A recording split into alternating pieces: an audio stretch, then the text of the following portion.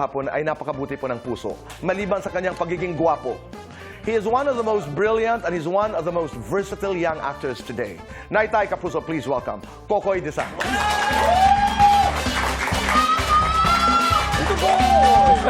Thank you for having me back. Tito Kokoy! Welcome back to Fast Talk. Maraming salamat. Thank you, Tito Boy. Maraming salamat. Marami na picture pa dyan. Ikaw ba walang karanasan na nakapag-perform ka na sa isang venue na hindi mo inaasahan? Meron po akong experience Simbahan, sa ganyan. ganon? And never naman pa sa Hindi. simbahan po. Saan? Sa covered court. Parang mga ganon. Tapos hindi yun yung inaasahan. So, wala. Nandito na ako. Anta na ako. Game Diba? na. May mga pagkakataon na gano'n. Wala ka nang magagawa. But you Tito leave Boy. that place, di ba, better. Sabi ko nga kanina, di ba, parang now I know better. Lahat ng involved. Yes, Tito Oo. Boy. Malaking aral. Maraking aral. Pero you are the national winner. You are the Philippine representative of the Asian Academy Creative Awards. Thank you, Gaganapin Tito ito saan? Sa Singapore po, Kailan? Tito Boy. December 4. Congratulations. Thank you po.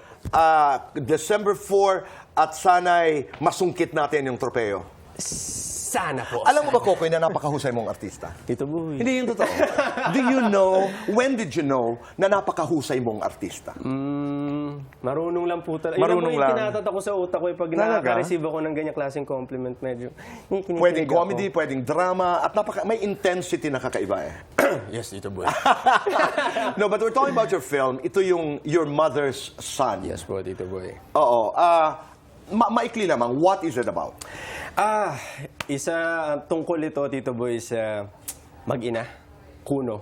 Mag-ina, kuno. Siyempre, may mga pagkakataon tayo, may mga alam tayo for sure na ganitong istorya sa mga kilala natin. Mangyari man sa kanila o hindi, mayroong predator, may ganong klaseng pangyayari dito sa pelikula na to, may mga na-abuse. Ayoko i-spoil masyado dito kasi baka dapat maipalabas panoorin sabihin. natin. Pero yun, may abuser tas may na-abuse. So madalas tayong na-abuse ng mga tao na hindi natin alam yung palang gagawa sa atin. Favorite line from the film? Sampulan mo nga kami, Kokoy. Favorite line, Tito Boy? Favorite line. Actually, Tito Boy, kasi yung character ko po doon, yung role ko si Eman, hindi siya malinya, Tito Boy. As in, hindi mata-mata. Tahimik. Oo, pero meron akong paboritong linya ng isa sa mga character po doon, ni Sarah, ni Ate Sue Prado. Shoutout si Ate Sue. Okay, can you do it for us? Di naman ako umaasa na mamahalin mo ko araw-araw. Pero kung yung mga araw na hindi mo ako mahal, respeto mo na lang ako. Kahit yun man lang mabigay mo. Ilan?